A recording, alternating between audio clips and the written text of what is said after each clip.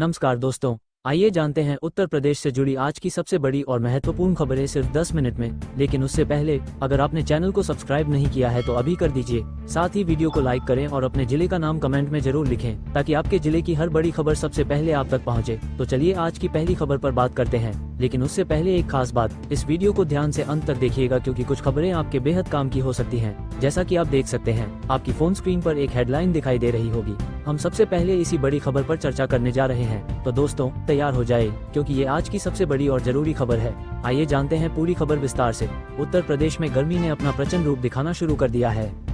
खासकर प्रयागराज, वाराणसी, कानपुर और बुंदेलखंड में तेज धूप और पछुआ हवाओं के चलते लू जैसे हालात बन गए हैं। लोग घरों में ही कैद रहने को मजबूर हैं। मौसम विभाग के अनुसार पछुआ हवाएं 20 से 30 किलोमीटर प्रति घंटे की रफ्तार से चल रही हैं, जिससे तापमान में और बढ़ोतरी हो रही है। हालांकि राहत की खबर यह है कि 28 मार्च से हवाओं की गति और तेज हो सकती है, जिससे कुछ हद तक तापमान में गिरावट देखने को मिलेगी। लेकिन ध्यान रहे, ये राहत अस्थायी होगी और इसके बाद गर्मी दोबारा से अपने तेवर दिखाएगी।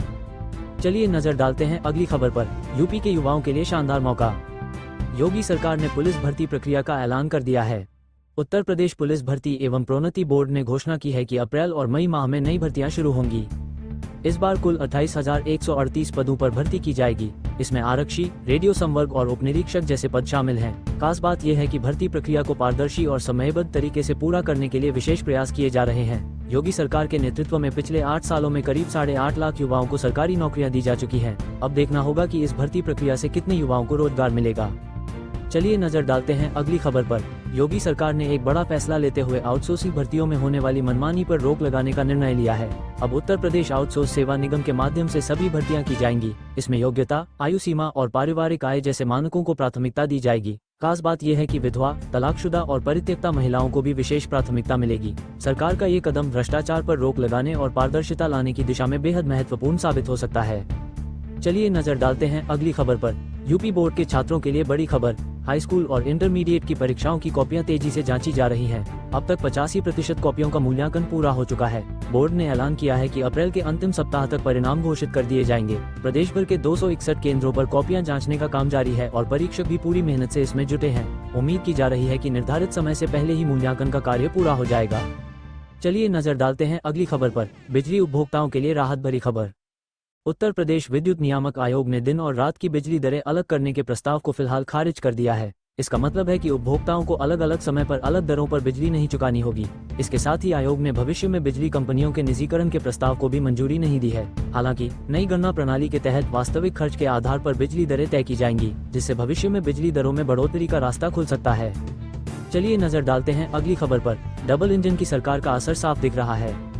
योगी और मोदी सरकार के नेतृत्व में उत्तर प्रदेश ने विकास के कई नए आयाम छुए हैं। प्रधानमंत्री आवास योजना में यूपी देश में पहले स्थान पर है। वहीं किसान सम्मान निधि योजना और उज्ज्वला योजना में भी प्रदेश अव्वल है। इसके अलावा स्वच्छ भारत मिशन के तहत बने लाखों शौचालय और स्ट्रीट वेंडर्स को दिए गए ऋण ने प्रदेश को आत्मनिर्भर बनाने में अहम भूमिका निभाई है। सुरक्षा के क्षेत्र में भी उत्तर प्रदेश ने महिलाओं के खिलाफ अपराधों में सजा दिलाने के मामले में देश भर में पहला स्थान हासिल किया है।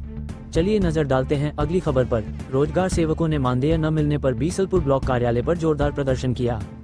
विधायक विवेक वर्मा को ज्ञापन सौंपकर उन्होंने अपनी मांगें रखी। रोजगार सेवकों का कहना है कि वे पिछले 1 साल से बिना वेतन काम कर रहे हैं, जिससे उनका आर्थिक संकट और गहरा गया है। सरकार ने 24 मार्च को मानदेय के लिए धनराशि तो जारी कर दी, लेकिन बीसलपुर के किसी भी सेवक को भुगतान नहीं मिला। विधायक ने भरोसा दिलाया है कि उनकी मांगों पर जल्द ही कार्यवाही होगी। इस प्रदर्शन में ओमपाल गंगवार, कृष्णपाल, सुखवीर, जगमोहन, प्रशांत और उत्तम कुमार समेत कई सेवक शामिल हुए।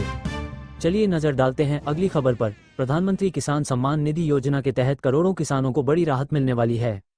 अब तक 19वीं किस्त जारी की जा चुकी है और 20वीं किस्त का इंतजार है। सरकार ने स्पष्ट किया है कि अप्रैल से जुलाई के बीच ये किस्त किसानों के खातों में आ जाएगी। हालांकि इसके लिए किसानों को eKYC, बैंक खाते को आधार से लिंक करना और NPCIDBT विकल्प ऑन करना जरूरी है। अगर किसी ने ये प्रक्रिया पूरी नहीं की तो वह किस्त के लाभ से वंचित हो सकता है। किसान हेल्पलाइन नंबर या ईमेल के जरिए भी अपनी समस्याओं का समाधान पा सकते हैं। चलिए अब जानते हैं अगली खबर। उत्तर प्रदेश पुलिस में सरकारी नौकरी का सुनहरा मौका। इस साल कुल 4,543 पदों पर भर्ती की जाएगी।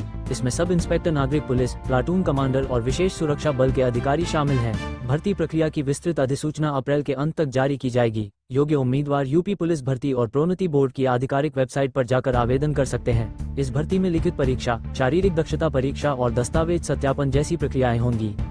आइए अब बढ़ते हैं अगली खबर की ओर। भारतीय रेलवे ने बिना टिकट यात्रा करने वालों पर सख्त कार्रवाई की है। साल 2023-24 में 2 करोड़ 16 लाख यात्रियों को बिना टिकट सफर करते पकड़ा गया। इससे रेलवे को 562 करोड़ रुपए का अतिरिक्त राजस्व मिला। रेलवे लगातार टिकट चेकिंग अभियान चला रहा है और स्थानीय परिस्थितियों के अनुसार विशेष कैंपेन भी चलाए जा रहे हैं। ये कदम रेलवे की आय बढ़ाने के साथ साथ यात्रियों को नियमों का पालन करने के लिए भी प्रेरित कर रहा है। अब जानते हैं अगली खबर। उत्तर प्रदेश में उद्योग और रोजगार को बढ़ावा देने के लिए एक बड़ा कदम उठाया गया है।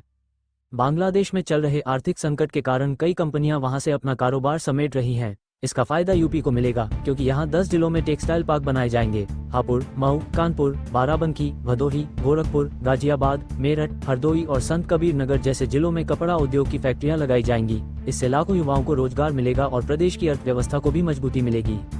आइए अब जानते हैं अगली खबर। योगी सरकार ने उत्तर प्रदेश में अवैध ई रिक्शा और ऑटो के खिलाफ सख्त अभियान चलाने का निर्णय लिया है। मुख्यमंत्री ने निर्देश दिया है कि 1 अप्रैल से 30 अप्रैल तक विशेष चेकिंग अभियान चलाया जाएगा। डीएम और एसपी को नाबालिग चालकों और अवैध वाहनों पर कड़ी कार्रवाई करने को कहा गया है। इसके अलावा किराएदारों का भी वेरिफिकेशन अनिवार्य होगा। परिवहन आयुक्त ब्रजेश नारायण सिंह ने जिलाधिकारियों और परिवहन अधिकारियों के साथ बैठक कर इस अभियान की सफलता के लिए जरूरी निर्देश दिए हैं। अब जानते हैं अगली खबर। सूर्य ग्रहण को लेकर ज्योतिष और वैज्ञानिक दृष्टि से लोग उत्सुक हैं। साल का पहला सूर्य ग्रहण 29 मार्च को लगेगा, लेकिन भारत में ये दिखाई नहीं देगा, इसलिए सूतक काल भी मान्य नहीं होगा। भारतीय समयानुसार ग्रहण दोपहर 2:21 से शुरू होकर शाम 6:14 पर खत्म होगा। हालांकि यूरोप, एशिया, अफ्रीका और अमेरिका के कुछ हिस्सों में यह आंशिक सूर्य ग्रहण नजर आएगा।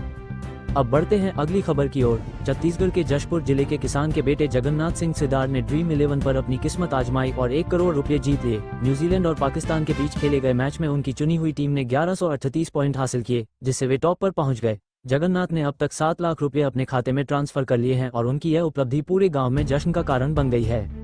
चलिए अब नजर डालते हैं अगली खबर पर। रेलवे ने स्टेशन पर भीड़ प्रबंधन को बेहतर बनाने के लिए बड़ा कदम उठाया है। त्योहारी सीजन और मेले के दौरान भीड़ को नियंत्रित करने के लिए 60 स्टेशनों पर स्थायी होल्डिंग एरिया बनाए जाएंगे। सूरत, उधना, पटना और नई दिल्ली जैसे स्टेशनों पर पहले से ही इस व्यवस्था का सफलतापूर्वक उपयोग किया जा चुका है।